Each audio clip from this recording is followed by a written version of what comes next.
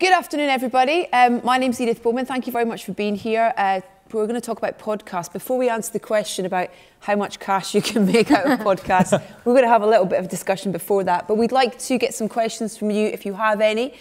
So if you haven't already, you need to have downloaded the Edinburgh International Festival app, which is Ed TV Fest, and then head to click through to take part, and then you can submit questions, and they come up on my little screen.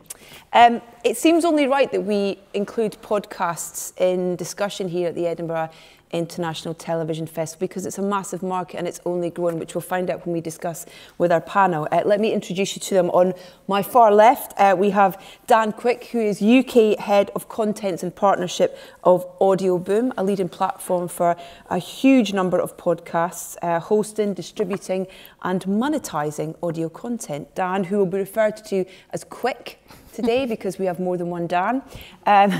Clare Chadburn, who is Head of Development at Wisebuddah, one of Britain's longest established and most successful audio production companies. A lot of you will know the lady sitting next to Clare, the fabulous Danielle Ward, writer, comedian and host of the Sony award-winning Do the Right Thing. And our other Dan, who shall be referred to as Schreiber, so Quick and Schreiber, the new detective comedy duo. Dan, comedian, QI elf, and part of the team behind No Such Thing as a Fish, which transferred to BBC Two. Congratulations. Thank you. No Such Thing as the News. Let's start off by asking what or who got you into podcasts in the first place? Quick. Well, the first one I remember listening to regularly was Kermode and Mayo's film podcast, which you do sit in on from time to time. Yeah, and that was probably 9-10 years ago. I think that started around 2005, and it's grown to be one of the biggest podcasts around. It's taken the radio show that they do and expanded it into more. There's added content. And yeah, so that was the first one I really listened to regularly, still listen to today. And I think just the relationship between the two presenters works really well, the guests they have on. And a big factor in, I think, the success is that they've just kept it going week after week, year after year. They're non-stop, it's always there. If the guy's away, Edith can sit in, or Doc Brown sat in. So yeah, that was the first one I really got into. We've got a little clip actually, which we can kind of highlight, which you've picked from the show, so let's have a listen to this.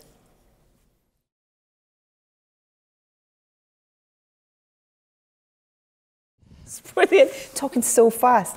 Claire, it's a really good example of a podcast in that traditional sense, where it started off as a radio show and the podcast is that kind of additional thing, which is kind of how they started off, with it being, if you missed it, you can listen back type thing. Yeah, absolutely. And one of my first jobs was at Radio 1 when I was brought in to produce the Radio 1 podcast portfolio back in sort of 2005, 2006. And that was very much taking those shows, the Moyles show, the Mills show, and putting it onto podcast, getting the best bits out, the funny bits. And that's kind of how it all started, really, for the BBC particularly. And what about for you? What are the podcasts that you... Getting my first iPod, and that, you know, that the little clicky one with the wheel and the dark screen, and just filling it full of Ricky Gervais podcasts, and then later Adam and Joe, and just kind of, you know, there weren't really that many on the market. There was BBC, and then there was a couple of big players.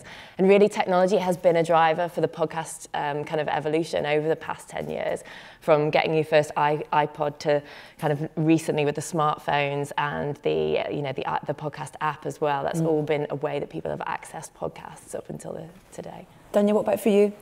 Similarly, I think, like you, it was a radio show that then got cut together, which is the Adam and Joe show. I mean, I loved Adam and Joe when they were on Channel 4, and so having them on the radio is great, but obviously, as you know, on radio you are limited. Even if you're lucky, you get maybe a 3-minute link, but you never get longer than that. And the Adam and Joe podcast, it's a joy.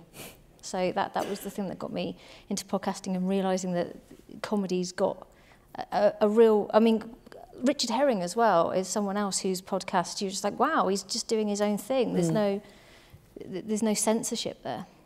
We've got a little bit of Mr. Buxton. But this is the brilliant thing that he does, and we'll talk about it later in terms of monetizing things. And Adam's quite unique in the way that he incorporates his ads into his show. But we've got a clip from Adam's show right here. Once upon a time in a lowly university lived a lowly couple called a Willie and Kate. They fell in love when Katie showed her pants at a party, and then they went on telly to appear on Blinded Data. If you were a princess, what kind were you, boy? I'll be a really lolly one, I promise you, your majesty. I won't fix introductions for suitcases of money, or do a sketch on Red Nose Day, even if it's really funny. Thanks a lot, Chuck, that sounds good to me. Graham, slide the curtain back, I think we'll go for Katie. Willie and Katie, Katie and Willie. You're going to have a Laura lolly life, just don't be silly. Kate and Prince of Willis, Will and Princess Kate. Just follow my instructions, please, I am the head of state. Don't get a stupid butler who rifles through your pants. He'll end up in the jungle with Declan and the ants. Stay clear of Piers Morgan and on the sleazy bed. Don't wanna see Andy Morton or Martin Bashir again. It was so good, and comedy's such a big part of the podcast market. We'll get down to your show in particular. But Dan, in terms of the things for you that really drew your attention, they're real mavericks, and I know that you've got a specific example of someone in someone's podcast that you really admired.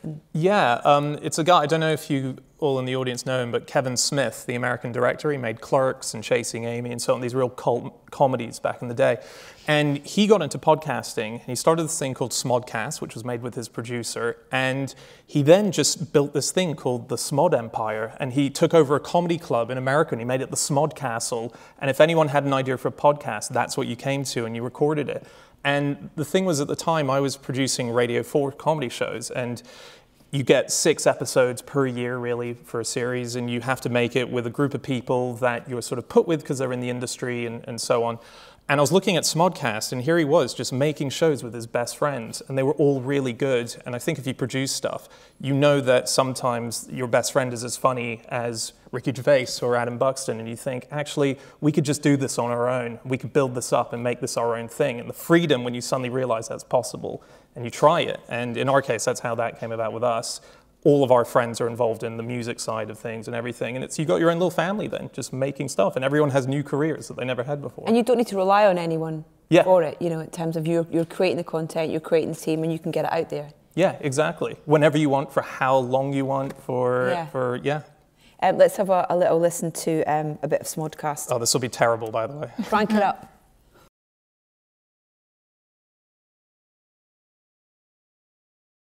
They're stoned the whole time, by the way. In that, Really? Yeah, you can't tell in that clip, but yeah. But I think a lot. There's different camps of podcasts in terms of there's the addition to an existing TV show or radio show, and then there's these kind of freestanding podcasts that you're part of that have started off as podcasts that then have become something else. And they are an outlet of almost kind of slight, not frustration, but they give you a freedom that you don't have anywhere else. Would you agree? Oh, absolutely. I mean, when we started doing Do the Right Thing, it was born out of, because it's a quite traditional panel show in many ways. It's like I started my career at Radio 4 as a comedy writer, and so it's quite traditional in that sense. You know, it has hosts and questions and things.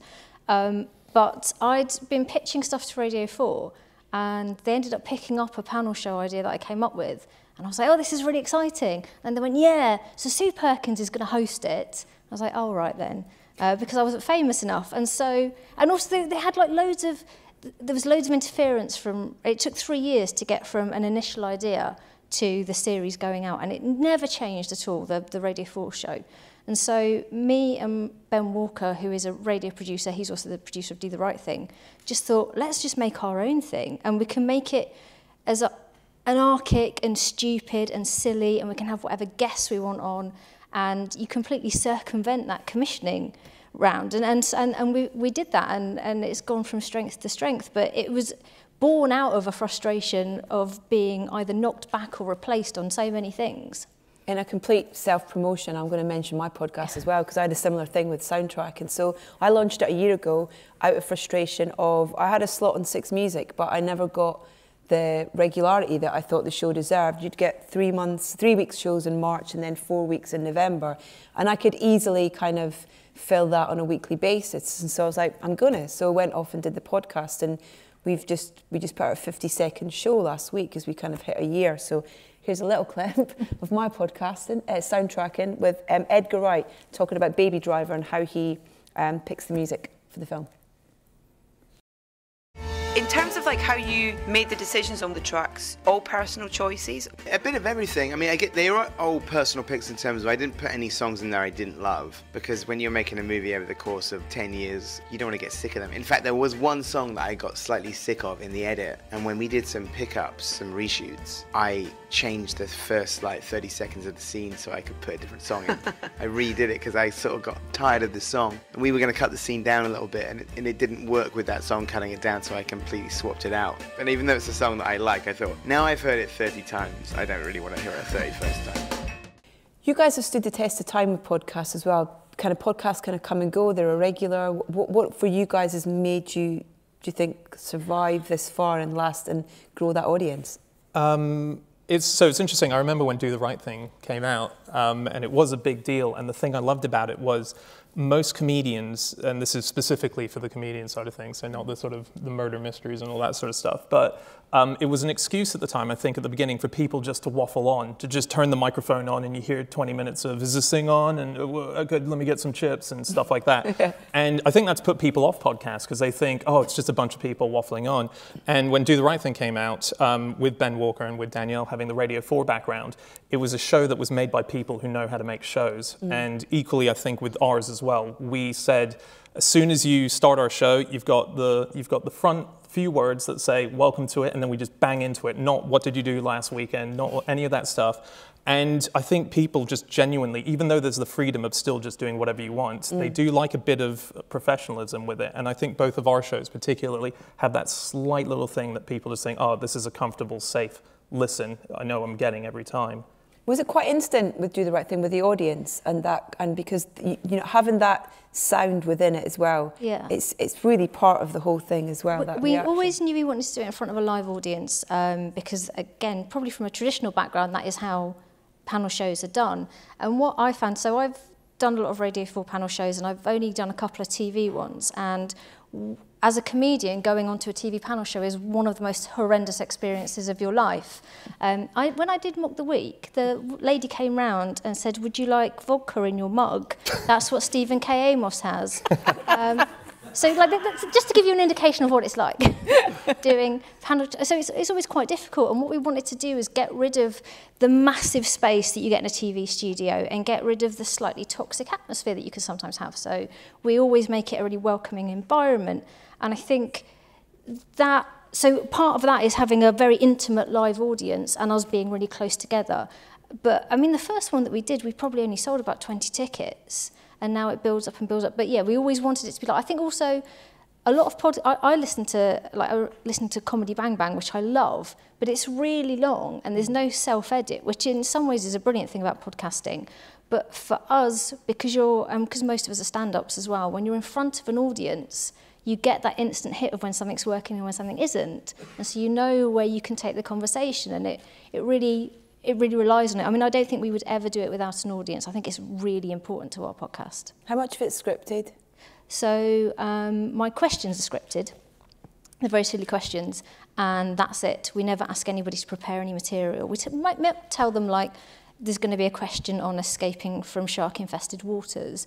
Have you got any anecdotes about owning a fish? That might be one of the things I say to them, but it's not scripted at all, because we get funny people on, and we don't need them to.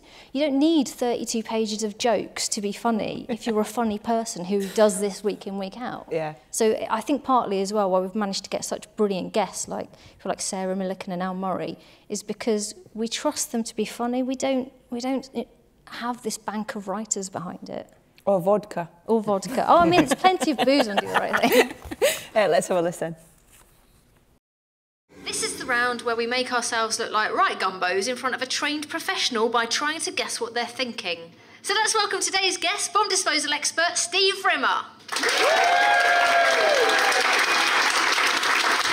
So, Steve, you defuse bombs. When I find them, yeah. What made you want to defuse bombs for a living? I was based in Germany as a normal Royal Engineer, and the only UK posting was to become a bomb disposal engineer. So I thought, why not? What's the biggest bomb you've ever disposed of? 250 kilogram one in Pimlico, just near the Thames. Was that an unexploded sort of Second World War thing? Yeah, UXO, yeah. Qualo, yeah, I know about this stuff. So. We should hang out after this. So, panel, if you've got any questions for Steve, now is the time. Yes, I would like to ask, have you ever woken up and tried to diffuse your alarm clock? I do, I like to wake up before it goes off.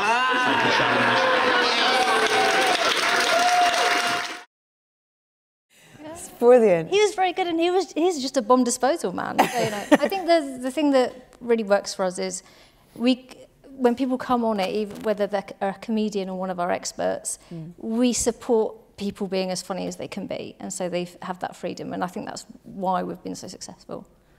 Quick, I'm going to come on to you if that's all right. What do you think makes a podcast have that longevity and build? I think it's passion from the producer, presenter at the start, whoever starts off to keep it going every week or every 2 weeks, whichever the release schedule is. They have to understand too that they're not necessarily going to get a big audience straight off the bat. There's, you know, podcasts that grow slowly and slowly. Fish has been going for 3 and a bit years now, is it? I think it was 178 episodes. So you have to be patient with it, and to really know your subject, because I think listeners, if you start, say we've got a lot of football podcasts. I know it's been a lot about comedy so far, but we do a lot of sports, so football, and there's a lot of guys that just want to come on and chat about their team, and they've got no expertise, they've got no insight. So you have to bring something different with that passion and be committed to it, and long-term growth of it. As you've just done, a year's yours, and you'll see the growth over that year. And there's usually a tipping point of when the audience gets to a certain size, when it starts to pick up traction outside of just the general podcast audience. I didn't realise it was possible to have so many podcasts about Arsenal. My husband must listen to every one of them. Oh my God. Claire, when you're thinking about podcast ideas, what are the discussions that you have in those meetings about, you know, is it about trends? Is it about things that are working? Is it about... Quite often it's people who come to us, and we definitely pick out, as Dan said, people who are passionate about it, because we know if we're going to commit to a podcast, the person doing it or the presenter has got to be passionate and got to be willing to be in there for the long run to make it work. So, for example, Attitude magazine, the editor came to us and said, we really, really want to do a podcast. You know, we want to do it as part of our magazine, you know, to just give some stories kind of on a different medium, different platform for that, and we just knew he was committed to it, so we kind of ran with that, and we've done one per month for the whole of this year, and it was great. Just talking about commissioners and those kind of barriers that you sometimes have, he came to us with the idea. We recorded the first episode within a month, and then we've just been rolling since then, so it was so refreshing to be able to get kind of straight to broadcast straight away with that series. We've got a little clip actually of Attitude here is right now. There was a wonderful pub on the Dock Road called the Dominion. That would have put my mother in hospital because it was full of prozzies, full of toughest queens you've ever met behind the bar, and heaving with sailors. So of course, oh my God, it sounds brilliant. I want to go now. So we were always on ships. So you'd have to do the walk of shame in the morning past the dockers with a carton of fags under your arm. You know, God, and they'd all be wolf whistling. The look on your face, it seems like, you know, it was a joyous experience. It was fabulous. Yeah, but you were, you know, you say you loved your mum and your childhood and your youth was very happy, but you'd go home and have to keep it quiet. Well, I could hardly go home and say to me, Mother, I've just been through the entire crew of the Good Ship out of your neck, could I? She'd have a stroke. It's just a wonderful series that Paul O'Grady talking about, you know, kind of his life story, and we're doing 12 over the series to mark the 50th anniversary of the partial decriminalisation of homosexuality in England and Wales. Big mouthful, but we've interviewed Sir Ian McKellen, Julian Clary, and various different people across the series. And what's great about podcasting is we go to them, we sit in their lounge, and we give them as much time as they need to tell that story. And you know, it can run 45 minutes, it can run an hour and a half, but whatever it takes to tell that story, and it's been really great. Dan, how do you know when to stop giving us facts? What you mean, per episode, or yeah, generally? How do you set the parameters of what you're going to do within an episode of Fish? You just for everyone who doesn't know it, the idea behind the podcast I do is it's 4 of us who are writers for QI, and we each find a fact just from what we're reading that week, and we go, this is amazing. Something like I read ages ago, in 1895, the only 2 cars in Ohio crashed into each other. I mean, that's astonishing. How did that happen? How? And so you see that and you go, my God, that's incredible. And we then, I'll say to the other 3 on the podcast, this is my fact this week. And then they'll send me a fact each. And we all share that top fact. And then we go away and we research each other's fact. Ohio, what was happening in 1895 generally, cars, what's the history of cars? And we just bring our favorite, most funny facts to it. And we record for about an hour and a half, 2 hours, and we edit it down to about 40 minutes. And the rule basically is when it feels like it's gone on too much, find the laugh and then play a sting, and then you're out. And then, okay, on to fact number 2. And there's no rule other than that guiding it. Does this feel interesting and funny? You've got a question? Do you have a question? No, like, sorry. like you wanted to ask me. We've got a great clip, actually, of No Such Thing as a Fish. My fact this week is that bomb detectors in America work 16 times better when they are fitted with a fake dog nose on the end. This is such a silly fact. But it's real. I know, It's astonishing, but it's isn't it? amazing. Yes, and they use the methods by which bomb-detecting dogs use when they're sniffing for bombs. So a usual bomb detector will sort of take in a bunch of air and it will analyze it. Dogs do quick sniffs. So they did that with this fake nose as well. They did these quick sniffs. And as a result, they found that it produced results that were 16 times better by having the weird nasal structure of a dog on the end of their bomb detectors.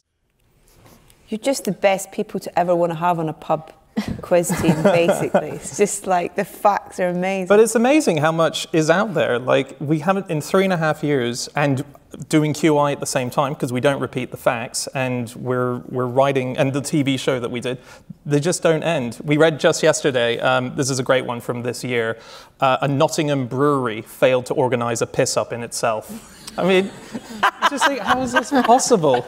It just constantly you know, and you can't, I think it's this thing when you hear a fact, like for me, that bomb one, it's so silly. They literally put a fake dog nose on and it managed to find bombs and much better. You hear those facts and it gives you the same slight goosebumps of excitement every single time. Well, it certainly does if you're a dork like me. That's my porn, effectively, just hearing good facts. Yeah, so I don't think, unless the show stops being listened to, we'll just keep going.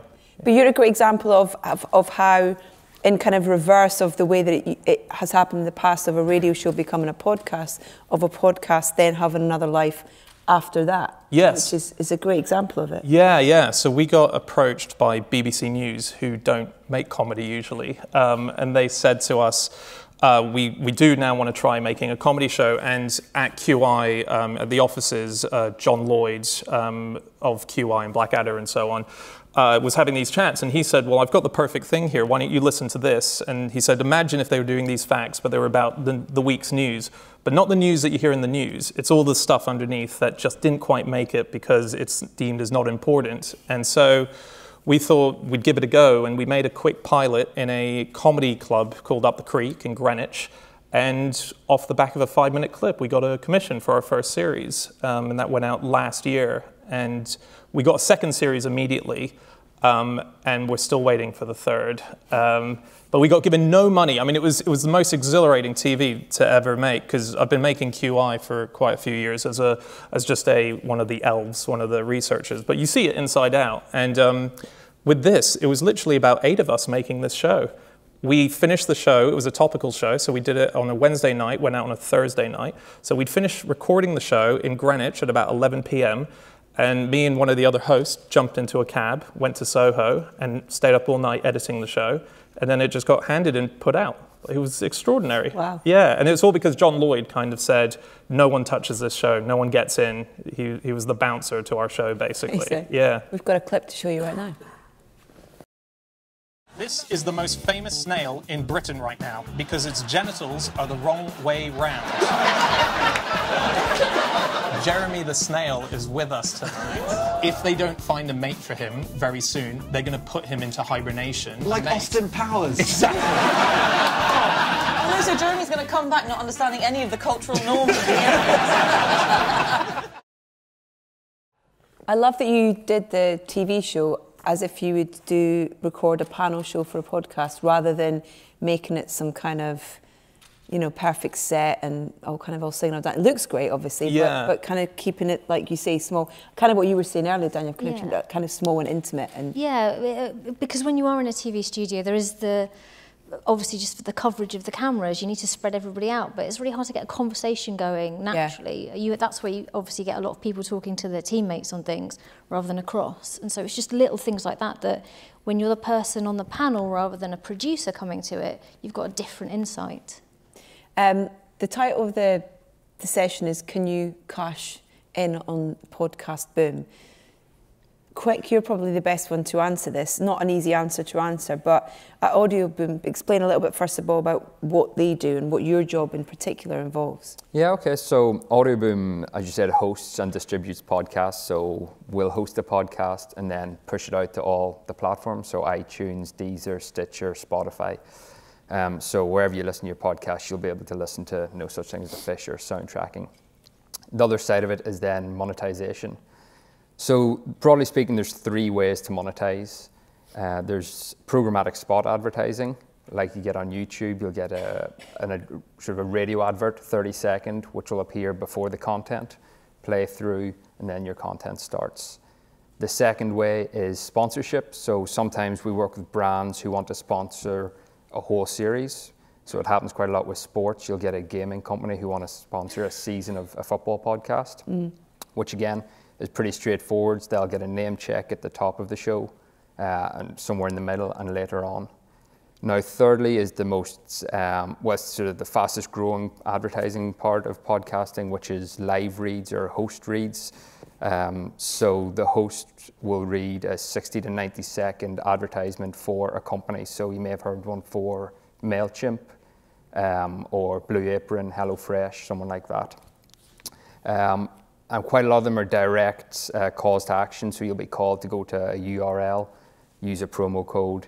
And the success that brands are seeing with that is bringing more and more companies into the industry. In terms of which podcasts get which kind of advertising, we work with the podcasters to get the best for them. You have to be getting probably over 20,000 listens a show. If you get 20,000 to 50,000, brands start to get interested in you. Below that, there isn't really the market there to make much money. How long does it take for a podcast to get to that level, do you think? It really does depend on the podcast. Podcasts are, each one's unique. So we've had ones that have started off, so Bob Mortimer and Andy Dawson, Atletico Mint, started about 18 months ago, and its first episode got 15,000. By its fourth, it was up to 60, 70,000, and now it's blown way past that. Other ones can take, I've worked on ones that have taken maybe 6 months to get up to 20, 25,000. And again, it's a slow, gradual growth, but it is unique and individual to each podcast. Before we talk more about it, we've got a little clip actually of the Atletico podcast, Min's Supermarket. This is very funny. What I wanted to do this week is tease you towards the sounds of the supermarket. We all like a shop, don't we? We do. So maybe the sounds of the chickens, and the ham hocks sizzling away. The sound away. of a chicken. And the ham hock, when they're sizzling away on the rotisserie. That's nice, isn't it? You never get to hear them. They're inside one of them, encased in one of them big ovens. All right, Andrew, the sound... What are you on about? The sound of the bottles of... The clinking of bottles of syrup of figs as they're restocked after an outbreak of constipation at the local model railway club. What about that? Would be nice, wouldn't it? Clink, clink, clink. Yeah, you're not very good on the clinks. In terms of a podcast like that, what are the costs involved in making something like that? And then how, is it monetized? How is it? So yeah, Mint is monetized now. We've worked with Andy and Bob from the start. Andy came to us saying he wants to make a podcast. At the start, it was more based around football, but they quickly moved away from that idea.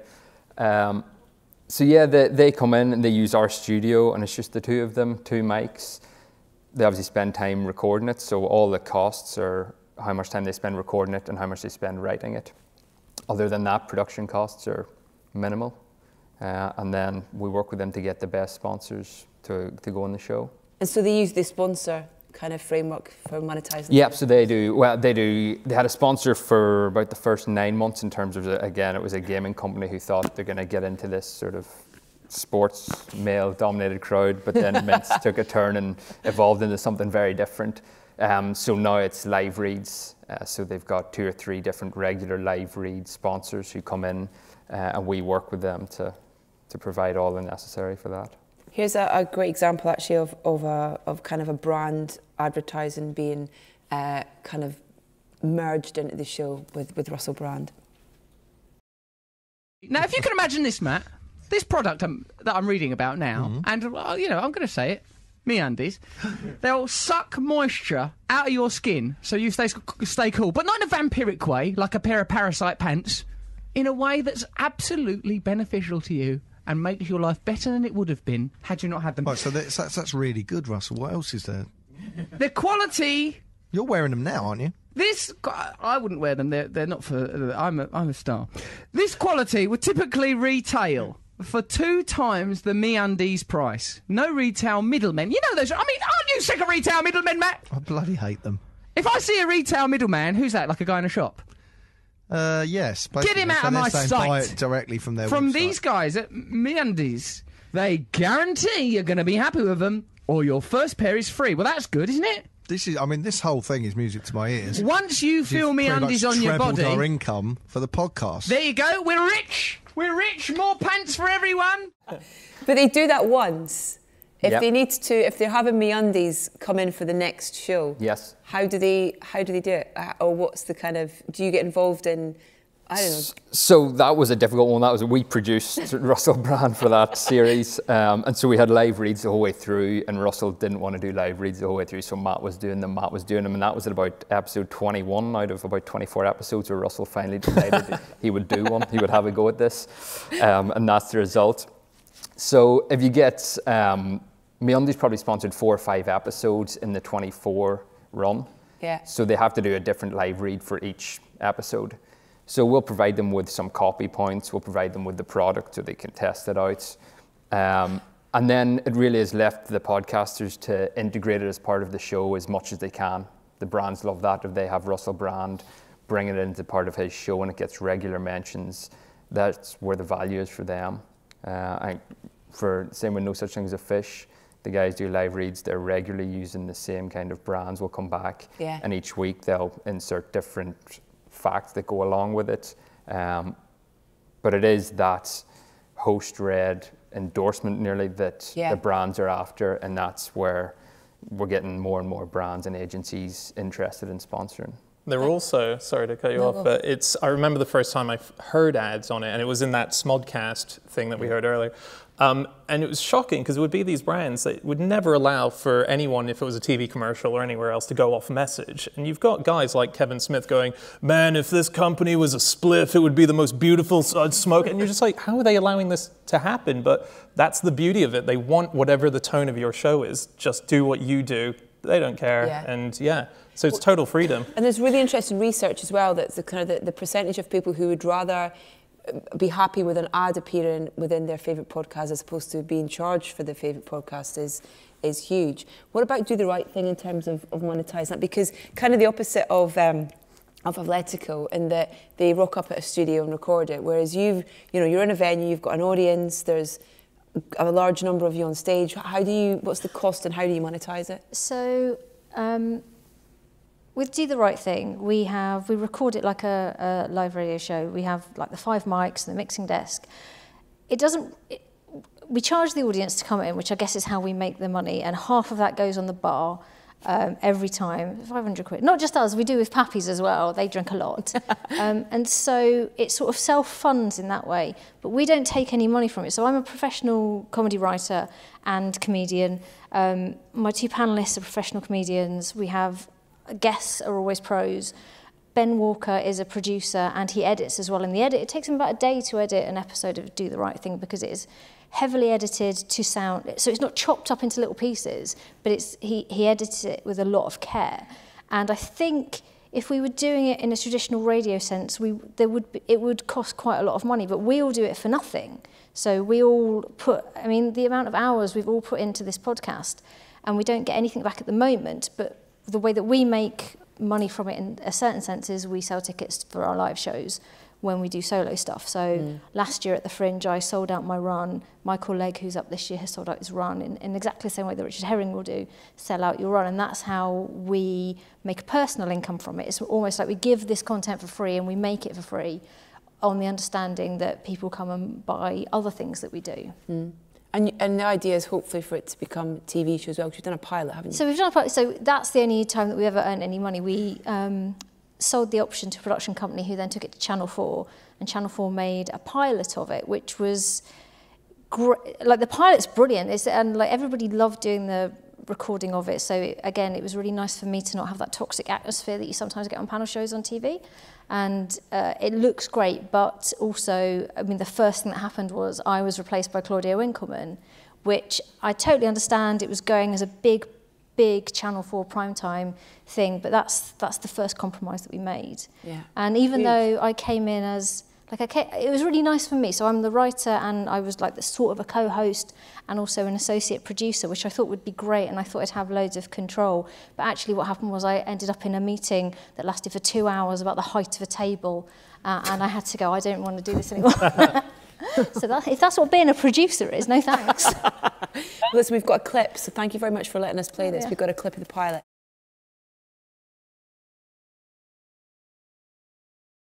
Well, I mean, you know, hopefully the idea being that someone else will pick it up if Channel 4 I mean,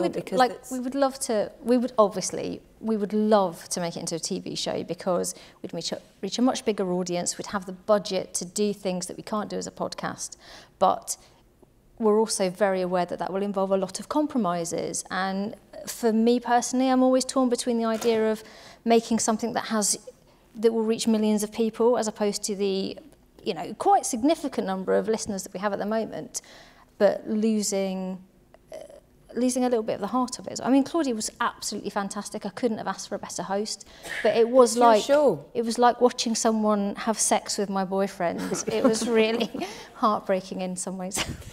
Talking about having millions of listeners, Serial and S-Town. Who's listened to Serial and S-Town in this? Yep, okay. Phenomenal. I mean, just an incredible. And I think that Serial was definitely that kind of worldwide Mexican wave almost of people kind of, you listened to this, you heard it, and it really, I mean, tell me if I'm wrong, but it feels like it did something quite special to the podcast market. Would you agree? Yeah, definitely. I think there was two things at that time. Around about when Serial was launched, iPhone started printing the podcast app on the homepage, so that made it one click, you can get your podcast. But yeah, Serial really opened up, I'd say, worldwide audience. And since then, there's been a huge pickup for true crime, both in America and across the UK. We've really picked up a lot. And Claire, you guys have you've got your own true crime. We do, yeah, Beyond Reasonable Doubt for BBC Radio 5 Live, and that could not have happened if had Serial not opened this big door into this world. And I think in terms of format as well, just that acceptance that it's okay to go on a journey on a story without knowing what the end is, and to show all of the comings and goings of how you might approach that story and where you're getting to along the way, and take the audience along that journey, which is what we did with Beyond Reasonable Doubt as well. So was it an easy sell? Beyond Reasonable Doubt. Yeah. We had sold 5 Live the idea of doing something revisiting a kind of a crime, but they actually came to us and said, should we look at this case? And so we discussed it with them, because there had been a TV documentary called, of course, I lost the title, but TV doesn't matter. TV documentary, and that had been shown on Storyville, and so 5 Live had some of the rights for the archive and for some of the trial that this case was based on. And the reason for revisiting it was that the trial was revisited again because some new evidence came to light. So Yeah, so they said to us, do you want to kind of have this archive and go on a journey and re-look at this story and take it up to the present day now? And when we got into the thick of the story, the TV company actually pulled the archive. So then we were basically just on our own, you know, kind of old school journalism, just phoning people up, knocking on doors literally, going and finding contributors and following this story from kind of up to the present day, which was actually probably more fruitful than had we used the archive in the first place. Well, listen, we've got a clip of Beyond Reasonable Doubt right now. Kathleen Peterson was found dead in the couple's home in 2001. Prosecutors say she was beaten to death. How do we go from soulmate and lover to cold-blooded murderer? You're playing a game at a crooked table. The odds are against you. You'll never win. They say it's an accident. We say it's murder. This is not right. It didn't mesh with what came out in the trial. There was a beautiful family there. It was all about Michael, like he was the victim. There was something that didn't feel coincidental. And now Michael is alive. Kathleen has been 15 years in her grave. This is Beyond Reasonable Doubt in Durham, North Carolina, on BBC Radio 5 Live. Wow. Those stories that come out of America, I don't think we could. Do we have them here? I don't know. It's like, yeah, are this they one, there to be found? I don't know. It's sort of. Yeah, they're unbelievable. Yeah. I mean, this one and the characters that you managed to find along the way, and you know, in this, when the case is kind of half open, half shut as well, and the different things that you can bring to that, the miscarriages of justice and that kind of storyline. There's always loads to kind of run with and to reinvestigate.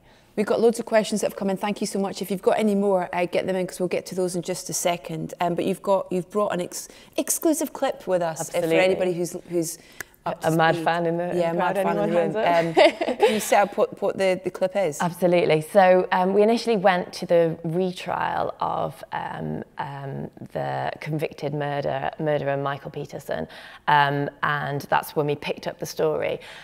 He then was released. Well, he'd kind of served his time. They still agreed that he did commit this murder, but he'd served his time, so he was out essentially. And our presenter Chris and our producer Mark went back out to Durham, North Carolina recently, and they were picking up on various interviews with other jury members, and they doorstepped Michael Peterson, and they had quite a confrontation with him in the car park, and he had listened to the first episode of the podcast. Oh.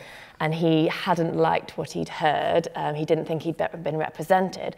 So the producer and presenter spent quite a lot of time in the car park talking with him.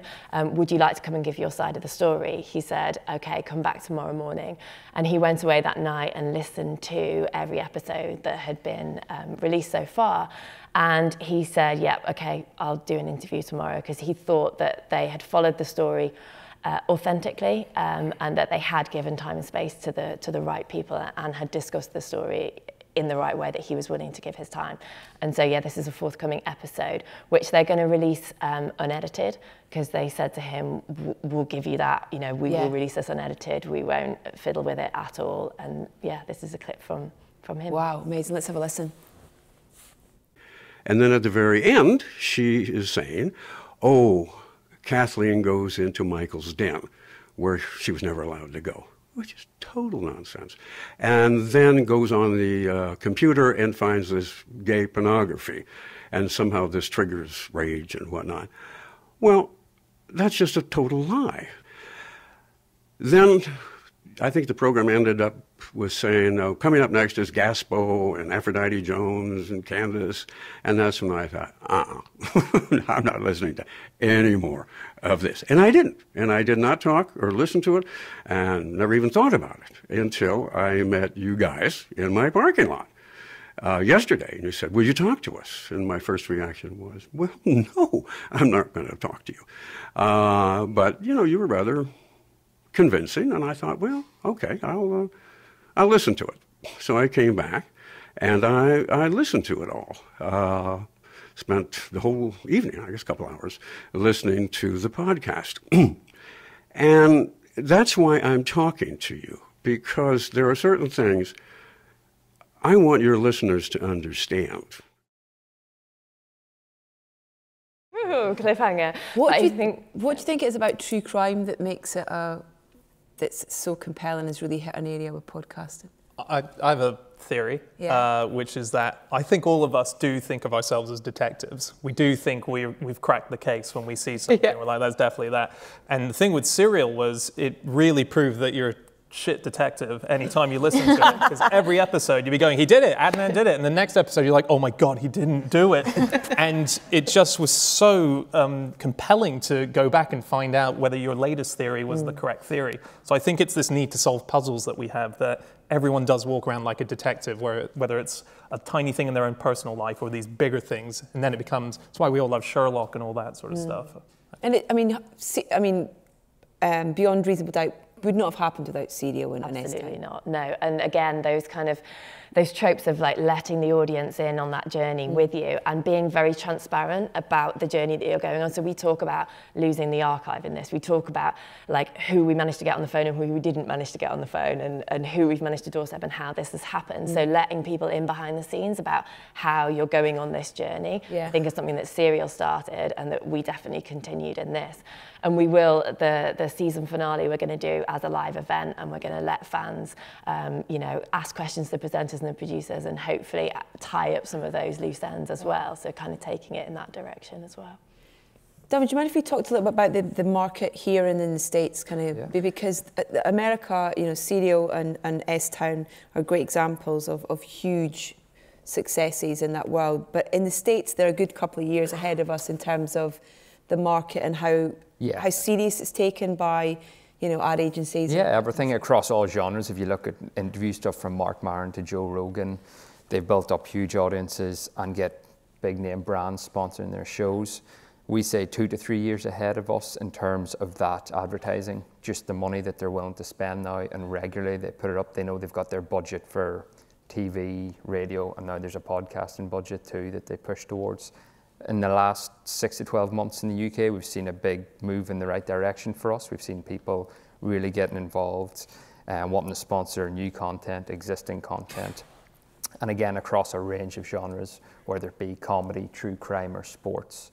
I think in the States too, there's even more of podcasts to TV being picked up. In the last couple of weeks, there's a fictional drama called Alice Isn't Dead, and it's been picked up and it's been developed now for TV. Two Dope Queens, which is a show out in New York. HBO have just been given them, I think it's a 4-hour-long specials to go and do. So the whole thing is just a step further ahead, but we see what was happening there 2 or 3 years ago is now happening here, so it's just following that trend. So there's two things with it in terms of that there's, if you build an audience and you're making a good podcast, then there's life beyond the podcast as well as the podcast running, but also the financial side of things as well. There is money to be made. Yeah, definitely. Once you get your audience to a certain level through sponsorship and advertising, you can do it, if you go through someone like audioBoom. Some people try and do it individually and approach brands. And then, as many podcasters do, such Fish have done, I know Mints have done it, they go on tour, they do live shows, they'll sell merchandise. So there's, there is a way to make money.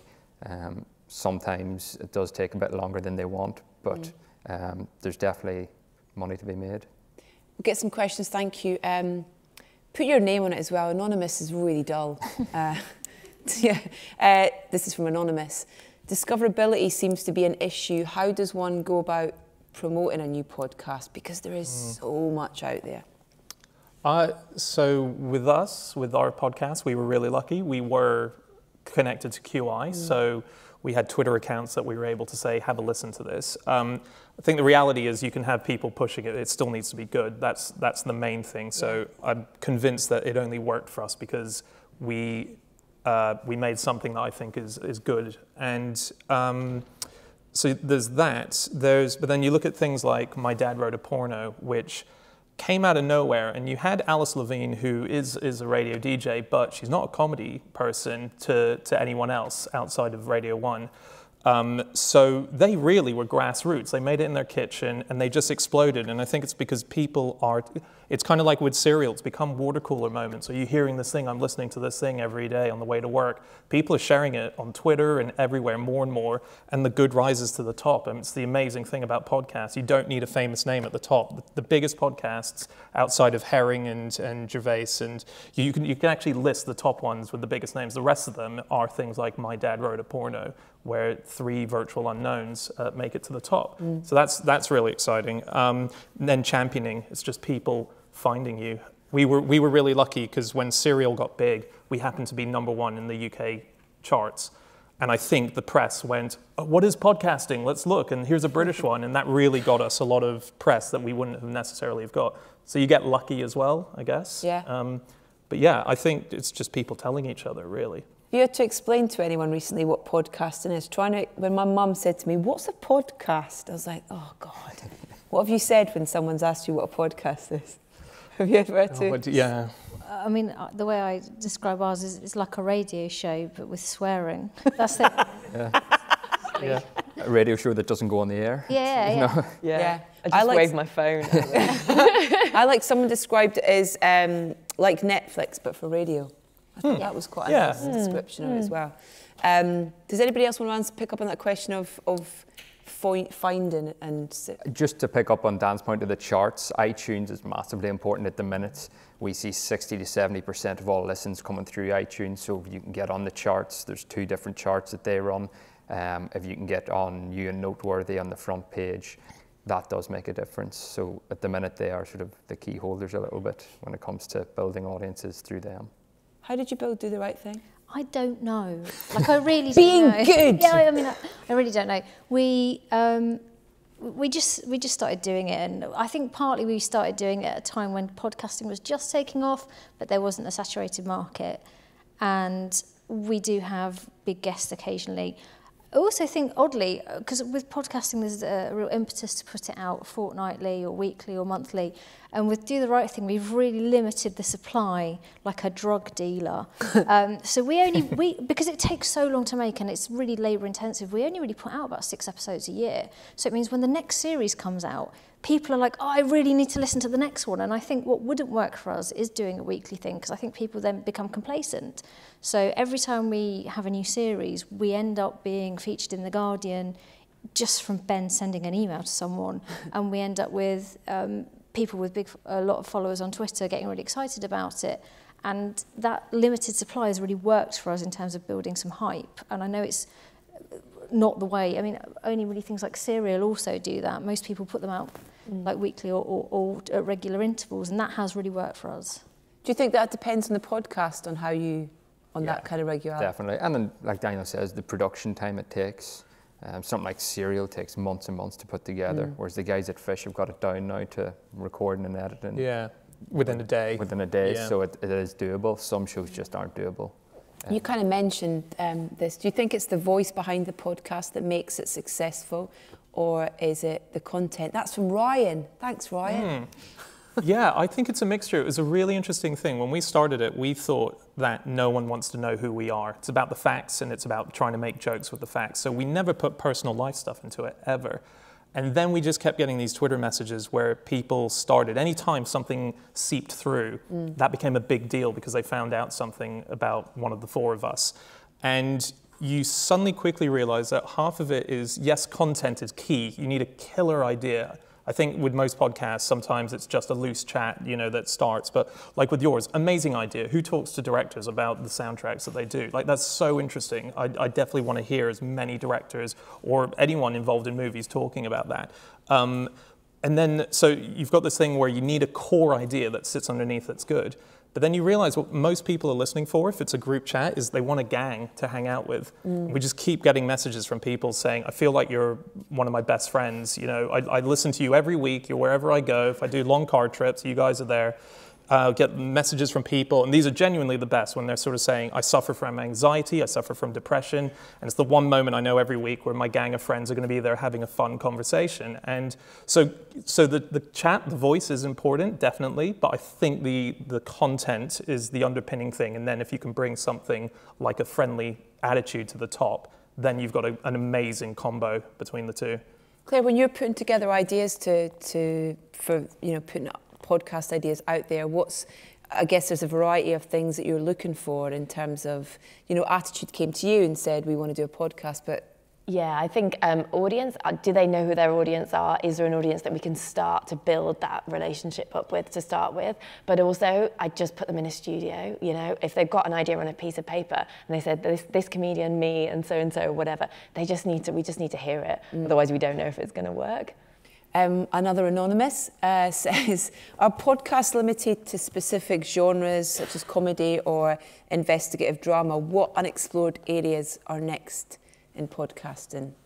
See, I'd love to do scripted stuff. This is like my big love is narrative, but because obviously until your podcast starts making money, that's a lot of time and effort you have to put into writing something. Because, the whole thing with both of our podcasts is the bulk of it's just chat. So you don't have to prepare anything. You're just having a conversation, however funny or ridiculous you're hanging the things off. And I would love to do something in scripted, either drama or comedy, but until there is a shift towards monetization of podcasting, it's not really feasible, because you can't ask someone to spend hours and days and weeks writing a 6-part series that will not earn any money. It's really difficult, I think, to move away from something that is more conversation-based. That seems to be happening, though, in terms of drama is kind of going from podcast, like you mentioned, the HBO picking up on something. Yeah, and there's a few in the States that have done really well. Welcome to Night Vale, through others, Homecoming. But as Danielle says, it does take that money to start to invest in it. Serial would cost a lot at the start, but they have This American Life behind it, so they could take their guys, let them explore this story.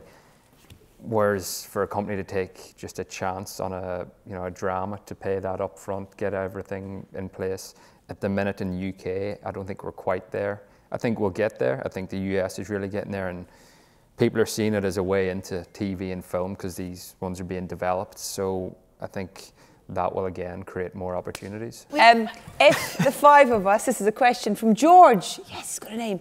If the 5 of you were going to make a podcast together, what would it be about? C-sections. Giving birth. We've been, before we came on, Danielle's pregnant, my wife is pregnant. You both have had 2, I think. So we had a chat backstage. It was about C-sections. It was very interesting, and it will be on iTunes next week. So please join in.